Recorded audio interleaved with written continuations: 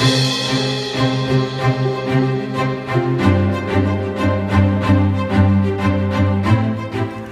Morning friends, आज का direct बाज़ार new rich health training session में आप लोगों को तहे दिल से स्वागत करता हूं। आज का जो सेशन है उनमें हम लोग पौष्टिकता बारे में, न्यूट्रिशन और वेलनेस के बारे में जो जितना भी पहलू है वो एक एक करके डिस्कस करेंगे। उसमें न्यूट्रिशन का बेसिक ट्रेनिंग रहेगा, हमारा जो प्रोडक्ट्स है न्यू रिच के हेल्थ एंड वेलनेस उसके बारे में बातें करेंगे और कुछ हेल्थ के बारे में कुछ इन्फॉर्मेशंस, कुछ जानकारी आप लोगों के साथ मैं शेयर करने वाले हूँ। तो आज का इंडिया का जो हेल्थ का जो सिचुएशन है वो पिछले जो 25-30 साल हम लोग बिताए उससे काफ़ी अलग है, क्योंकि पहले हम लोग का यहाँ पे जो डेथ होता था वो मेनली कॉलेरा, टाइफॉइड, ये सब एंट्री डिजीज़ से ज़्यादा होता था। बट आज का दिन में जो डिजीज़ हो रहा है उसको हम लोग लाइफस्टाइल डिसऑर्डर कहते हैं। ये लाइफस्टाइल डिसऑर्डर जैसे आपका कार्डियक प्रॉब्लम्स हो, डायबिटीज़ हो, आपका ऑस्टियोपोरोसिस, बोन्स का हड्डियों का जो डिजीज़ है वो, कैंसर, आपका हेयर फॉल्स से लेके आपका सेक्सुअल प्रॉब्लम्स तक, सभी डिजीज़ में एक चीज़ कॉमन है, वो है oxidation of the body due to pollution. तो अगर आप स्टैटिस्टिक्स देखें तो आज का दिन में करीबन 3 करोड़ आदमी इंडिया में कार्डियोवास्कुलर डिजीज़ से बीमार है और हर दिन करीबन 9000 डेथ हो रही है। और ये मानना है WHO की जो 2020 का अंदर करीबन मैक्सिमम आदमी लोग जो मृत्यु होगा वो होगा कार्डियोवास्कुलर डिजीज़ से। अगर आप डायबिटीज़ में देखें तो करीबन 3.5 करोड़ से ज़्यादा आदमी डायबिटीज़ से बीमार है और हम लोग धीरे धीरे वर्ल्ड का डायबिटीज़ कैपिटल बनने वाले हैं। 2025 के अंदर 6 करोड़ आदमी का डायबिटीज़ होने वाले हैं। बट ऐसा नहीं है जे हम लोगों का शरीर में जो इंसुलिन है जो रिस्पॉन्सिबल है डायबिटीज़ के कंट्रोल करने के लिए, इसकी इंसुलिन नहीं है शरीर में, इंसुलिन है शरीर में बट इंसुलिन काम नहीं कर रहा है बिकॉज ऑफ डायबिटिक्स रेजिस्टेंस और insulin resistance in the body. आज का दिन में करीबन 75% भारतीय जो 40 का नीचे है वो स्ट्रेस्ड है। तो ये चीज़ काफ़ी गंभीर समस्या है, क्योंकि जब आप स्ट्रेसफुल कंडीशन में रहते हैं तो शरीर में एक हार्मोन है, उसको बोलते हैं एड्रेनालिन। वो एड्रेनालिन आते हैं जो इमरजेंसी सिचुएशन में आना चाहिए, बट आप अगर ज़्यादा से ज़्यादा स्ट्रेस में रहेंगे तो वो कॉर्टिजल हार्मोन ज़्यादा निकलेगा और उसके कारण जो कॉर्टिजल शरीर में जो काम करना जब चालू करेगा वो क्या करेगा, हम लोगों का शरीर में जो प्रतिरोधी कोष है जिसको हम लोग इम्यून सेल्स बोलते हैं उसके साथ उसको नंबर को घटा देगा। और जैसे ये इम्यून सेल्स घट जाएगा शरीर में तो आप बीमार पड़ने का एकदम तहत में खड़ा हो जाएंगे, बिकॉज इन्फेक्शन ज़्यादा होगा, उसका लिए कोई प्रोटेक्शन शरीर में रहेगा ही नहीं। तो इसी के कारण ये पोल्यूशन अभी काफ़ी महत्वपूर्ण है हम लोगों के लिए। और एक डिजीज़ है जो आज घर घर में हम लोग देख पाएंगे, जो हर 3 फीमेल्स में एक फीमेल्स अभी एक डिजीज़ में काबू रहता है, उसको बोलते हैं ऑस्टियोपोरोसिस। जो मेल्स के हिसाब से हर 5 आदमी में एक आदमी का ऑस्टियोपोरोसिस होता है। पूरा विश्व में अभी 200 मिलियन आदमी लोग ऑस्टियोपोरोसिस के शिकार है। क्यों होता है ऑस्टियोपोरोसिस? बिकॉज हमारा जो हड्डी है उसका रीमॉडलिंग होता है। वहाँ पे 2 तरह का सेल्स है, एक है ऑस्टियोक्लास्ट जो पुराने सेल्स को घटा देता है और एक है ऑस्टियोब्लास्ट जो नया बोन सेल्स तैयार करते हैं। ये जो बैलेंस है बिटवीन ऑस्टियोक्लास्ट एंड ऑस्टियोब्लास्ट, इन दोनों में जो रीमॉडलिंग जो प्रोसेस है वो स्लो डाउन हो जाता है। जैसे ये स्लो डाउन हो जाता है तब क्या होता है, जो ज़्यादा सेल तैयार नहीं होता है बल्कि ज़्यादा से ज़्यादा सेल नष्ट होता है। इसमें क्या होता है, दोनों अच्छा सेल और बुरा सेल का अंदर जो डेंसिटी होना चाहिए सेल्स की बोन्स का अंदर वो नहीं होता है, तो आपका हड्डियाँ टूटने लगती है। और ये और भी ज़्यादा प्रॉब्लम्स है उस फीमेल्स को जिसका महीना बंद हो गया, जो अभी मेनोपॉजल स्थिति में चले गए हैं। इसके शरीर में एस्ट्रोजन का हार्मोन बंद हो जाएगा और एस्ट्रोजन हार्मोन नहीं होने से कैल्शियम और फास्फोरस का एब्जॉर्प्शन नहीं होगी और इसी के कारण जो बोन का डेंसिटी है वो घटता जाएगा और उसका जैसे ही वो गिर जाएंगे बाथरूम में या चलते हुए तो उसका बोन का फ्रैक्चर होने का चांस ज़्यादा रहेगा। तो अगर आप कैल्शियम रिच, फॉस्फोरस रिच खाना और विटामिन डी रिच खाना नहीं खाए तो आपका ये सब डिजीज़ होने का चांस ज़्यादा रहेगा।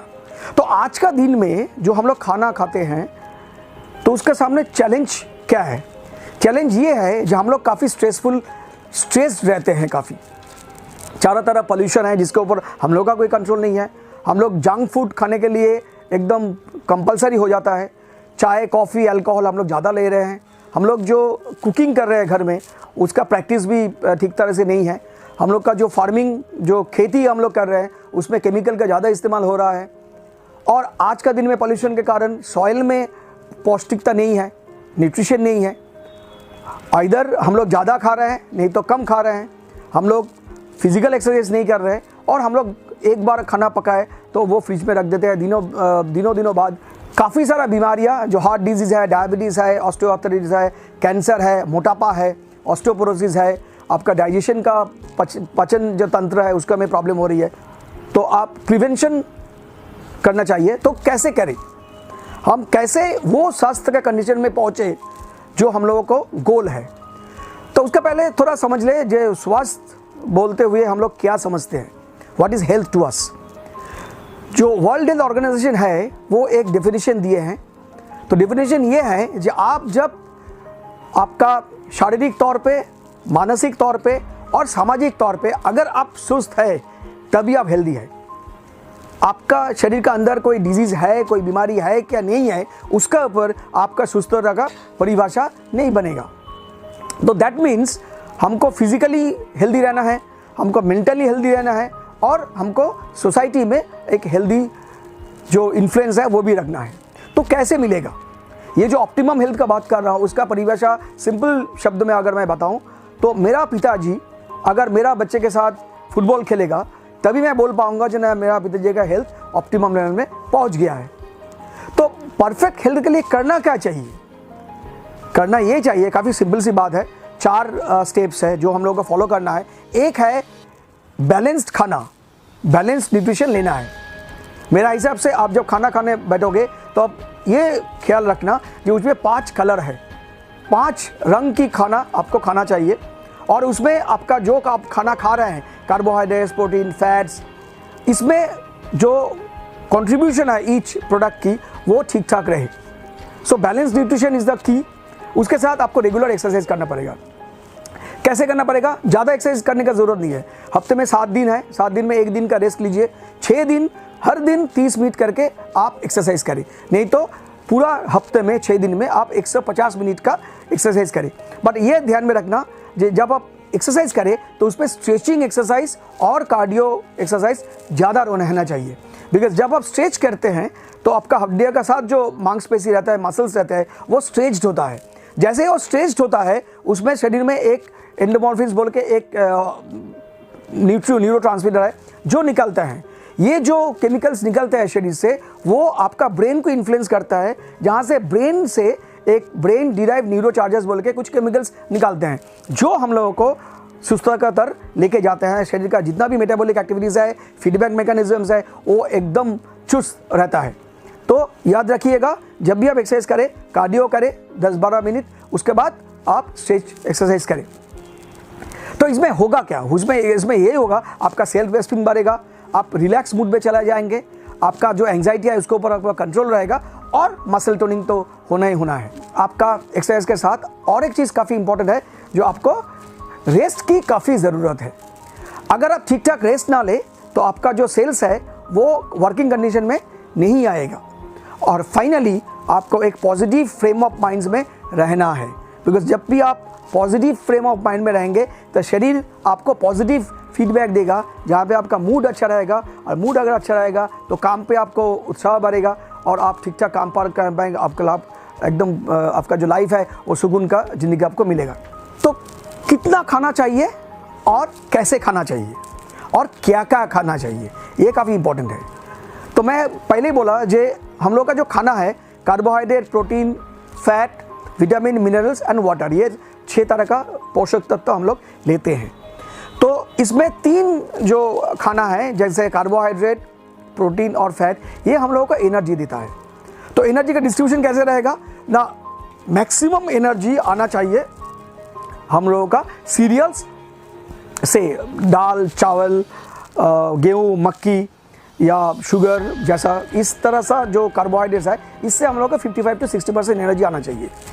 शरीर का 25% एनर्जी आना चाहिए प्रोटीन से, because protein is the building block of our body, और बाकी जो 10-15% रह गया वो आना चाहिए फैट से। बट फैट में भी आपको ध्यान देना पड़ेगा, जो आप ऐसा फैट खाएं जिसमें ओमेगा 3 ज़्यादा हो, ओमेगा 6 ज़्यादा ना हो, और ओमेगा 6 और ओमेगा 3 का बीच में एक संतुलन बना रहे। तो कैसे जाना चाहिए, शायद अगर मैं एक थाली हम लोग इमेजिन करें, सोच लीजिए एक थाली आप खाना खाने बैठे हैं, तो खाने में जो पूरा थाली का जो टोटल साइज़ है उसका 25%, 1/4 में आपको सीरियल्स रहने चाहिए, दाल, चावल, दैट इज़ राइस और दाल रहना चाहिए। 25% आपको प्रोटीन रहना चाहिए। प्रोटीन में क्या क्या रहना चाहिए ना, वो सब प्रोटीन रहना चाहिए जहाँ पे एसेंशियल एमिनो एसिड ज़्यादा हो, जैसे आपका सोयाबीन हुआ, आपका दूध से बना हुआ जो खाना है, पनीर, छेना, ये सब रहना है। आप अगर मांसाहारी है तो आपका मांस ले सकते हैं, अगर आप फ़िश लेना पसंद करते हैं तो फ़िश ले सकते हैं, और अगर एगिटेरियन है तो एग लेना चाहिए। ये 5 तरह का प्रोटीन का बीच में किसी भी एक प्रोटीन आपको हर दिन लेना चाहिए, बिकॉज प्रोटीन शरीर में स्टोर नहीं होता है, हर दिन आपको प्रोटीन लेना पड़ेगा आपका वेट के हिसाब से। हम लोग जब प्रोटीन लेके डिस्कस करेंगे तब इस मामले में मैं ज़्यादा कुछ आपको बताऊंगा। तो बाकी जो 50% है उसमें 35% आपका वेजिटेबल्स आएगा और 15% आपका फ्रूट्स रहना चाहिए, बिकॉज ये जो विटामिन्स, मिनरल्स और जो बाकी रहा गया वाटर, तो विटामिन्स और मिनरल्स हम लोग शरीर में तैयार नहीं होता है, वो बाहर से लेना पड़ता है। और अगर आप ज़्यादा विटामिन्स और मिनरल्स लेना चाहते हैं तो आपका सब्जी ज़्यादा लेना पड़ेगा, करीबन 35% of your total food consumption, और 15% आपको फ्रूट्स लेना पड़ेगा, बिकॉज ये वेजिटेबल्स और फ्रूट्स वैसा मिनरल्स आपको देगा जो हमको काफ़ी कम मात्रा में चाहिए, बट आपको चाहिए, बिकॉज वो आपका मेटाबॉलिक एक्टिविटी, आपका जो नर्व का जो कंडक्शन, उसके लिए आपको काफ़ी इंपॉर्टेंट है। हम लोग जो डिजीज़ के बारे में बात किया पहले ट्रेडिंग का सेशन में पहले, उससे बाहर कैसे आए, उसको फाइट कैसे करें और वो होता कैसे है। आप लोग सोचिए, जो आज से करीबन 100 साल पहले, जो आप 100 साल पहले का आप इंडिया के बारे में सोचें, तब जितना एग्रीकल्चरल लैंड था हम लोग का पास, वो अभी नहीं है। बट ये 100 साल में करीबन हम लोग 50 करोड़ से 130 करोड़ बन गए। तो 130 करोड़ का खाना बन रहा है वही एग्रीकल्चरल फील्ड में जो पहले था, और इतना एग्रीकल्चरल फील्ड अभी है भी नहीं। तो प्रोडक्शन बढ़ाने के लिए, यील्ड बढ़ाने के लिए हम लोग क्या कर रहे हैं, ज़्यादा से ज़्यादा केमिकल फार्मिंग कर रहे हैं। हम लोग रेडीमेड खाना, हम लोग डायरेक्टली जो मिनरल्स प्लांट्स मिट्टी से एब्जॉर्ब करता है, वो हम लोग डायरेक्टली भी एकदम प्लांट्स का ऊपर डालते हैं, सो दैट उसमें क्या होता है, जो रूट्स होता है प्लांट्स की, वो मिट्टी का काफ़ी नीचे नहीं जाते हैं।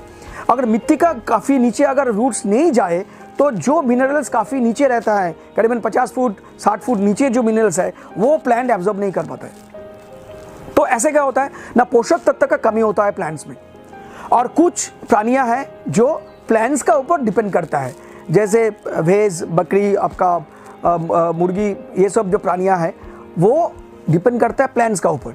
तो ये एनिमल्स अगर पुष्टि उसको नहीं मिलेगा, पोषक तत्व का नहीं मिलेगा, तो उनसे जो खाना हम लोगों को मिलता है, जैसे अंडा, जैसे दूध, जैसे मांस, इसमें हम लोगों का पोषक तत्व नहीं मिलेगा। आप अगर तालाब अगर देखें, तालाब में अभी पोल्यूशन है, तो तालाब में जो मछलियाँ खेल रही है उसको पोषक तत्व नहीं मिल रहा है। तो हम लोग जब फिश ले रहे हैं तो फिश में पोषक तत्व है नहीं, तो हम लोग सोच रहे हैं जो हम लोग 200 ग्राम फिश लिए, पर 200 ग्राम फिश से जो 20% हम लोग को 40 ग्राम का प्रोटीन मिलना चाहिए वो नहीं है, उसमें जो विटामिन होना चाहिए वो नहीं है। तो एक तरफ जो खाना हम लोग खा रहे हैं ये सोच के कि उसमें हम लोग पूरा दिन का पोषक तत्व मिलेगा, वो नहीं मिल रही है। दूसरी तरफ क्या हो रहा है ना, डायरेक्टली पोल्यूशन शरीर का अंदर आ रहा है। ये इतना सारा ट्रैफिक्स है, वहाँ से ये धुआं निकलते हैं, उसमें कार्बन मोनोक्साइड्स है, उसमें सल्फर डाइऑक्साइड है। तो ये सब जो मॉलिक्यूल्स है वो डायरेक्टली शरीर में आते हैं और सेल को तोड़ देते हैं। जैसे ही ये सेल का साथ जब धक्का लगेगा किसी पोषक तत्व, किसी मॉलिक्यूल की, तो क्या होगा, सेल तोड़ जाएगा। और जैसे ही सेल टूटेगा वहाँ से जो इलेक्ट्रॉन्स है वो बाहर निकल आएगा। जैसे ही इलेक्ट्रॉन बाहर निकल गया तो क्या होगा, वो सेल चार्ज हो जाएगा। और किसी भी चार्ज मॉलिक्यूल, आप अगर किसी चार्ज मॉलिक्यूल में हाथ दें, देखो आपका शरीर में भी चार्ज आएगा। तो क्या होगा, एक सेल से चार्ज दूसरा सेल में जाएगा, दूसरा सेल से तीसरी सेल, ऐसे करके बढ़ेगा। तो एक सेल जो पहले नष्ट हुआ था वो बाकी सेल्स को नष्ट कर देगा। इसमें क्या होगा, शरीर में एक प्रोसेस चालू होगा जिसका बोलता है जारन, दैट इज ऑक्सीडेशन। ये जो ऑक्सीडेशन होता है इसमें सेल डैमेज होता है। तो इस सेल डैमेज को बोलते हैं ऑक्सीडेटिव सेल डैमेज, क्योंकि ये ऑक्सीडेटिव सेल डैमेज शरीर में एक स्ट्रेस, एक तनाव पैदा करता है जिसको हम लोग बोलते हैं ऑक्सीडेटिव स्ट्रेस। और पहले ही हम बताएं, अगर जैसे आप स्ट्रेस्ड हो गए तो कॉर्टिजोल निकलेगा। कॉर्टिजोल आपका जो इम्यून सेल्स है, जो प्रतिरोधी कोष है, उसको घटा देगा। और जैसे वो घटा देगा, आपका शरीर में कुछ भी घुसे बाहर का इन्फेक्शंस, आप इजीली बीमार पड़ जाओगे। तो ये एक सिचुएशन शरीर के अंदर होता है। तो क्या करना चाहिए ना, ये जो ऑक्सीडेशन प्रोसेस है इसको रोकना चाहिए। कैसे रोके ना, ऐसा कुछ केमिकल्स शरीर में अंदर डाले जो इसका ऑपोजिट रिएक्शन करेगा। जैसे रिडक्शन जो प्रोसेस, जिसको हम लोग विजारण कहते हैं, उसको चालू करेगा। इलेक्ट्रॉन चला गया तो इलेक्ट्रॉन को डालेगा, ये एक प्रोसेस चालू करना पड़ेगा। तो कुछ पोषक तत्व है जैसे vitamin C, vitamin E, selenium, ये सब जो पोषक तत्व है जो खाने में आते हैं, वो हम लोग का शरीर में ये एंटीऑक्सीडेशन चालू करेगा। इसलिए ये सब पोषक तत्व को हम लोग एंटीऑक्सीडेंट बोलते हैं। आज का दिन में किसी भी डॉक्टर के पास जब जाओ, वो आपका बीमारी के लिए कुछ भी दवा लिखे, उसके साथ एक ना एक मल्टीविटामिन और एंटीऑक्सीडेंट रहेगा ही रहेगा। बिकॉज अगर ये एंटीऑक्सीडेंट प्रोसेस ना चले तो आप कुछ भी दवा खाओ, आपका दवा शरीर में कोई असरदायक नहीं होगा। आप डायबिटीज़ हो, कार्डियक हो, जो ऑस्टियोपोरोसिस हो, आपका जो प्रोडक्ट है वो काम नहीं करेगा, क्योंकि शरीर के अंदर एक तनाव का सिचुएशन पता है, एक स्ट्रेसफुल कंडीशन शरीर के अंदर बन गया है। शरीर का अंदरूनी हिस्सों में जो केमिकल्स है वो भी काम नहीं कर पा रहा है, बाहर से जो केमिकल्स आप डाल रहे हो वो भी काम नहीं कर पा रहा है। तो आज का दिन में एक न्यूट्रोसिटिकल्स रिवोल्यूशन हुआ है। न्यूट्रोसिटिकल्स क्यों बोलते हैं ना, इसको बोलते हैं, ये न्यूट्रिशन देता है, बट ये फार्मास्यूटिकल्स नहीं है, दवा नहीं है, ये है सप्लीमेंटेशन। सप्लीमेंटेशन मीन्स एडिशनल, और इसको हम लोग फूड सप्लीमेंट या डाइटरी सप्लीमेंट बोल सकते हैं, बिकॉज ये खाने का साथ आते हैं। जो खाना हम लोग खाते हैं उसके साथ आता है। कुछ खाना ऐसा है जिसको हम लोग सुपर फूड बोलते हैं, क्योंकि सेब एक अच्छा फूड है बट नोनी एक सुपर फूड है। क्यों, सेब अगर हमको 20 पोषक तत्व देता है तो नोनी 150 पोषक तत्व देता है।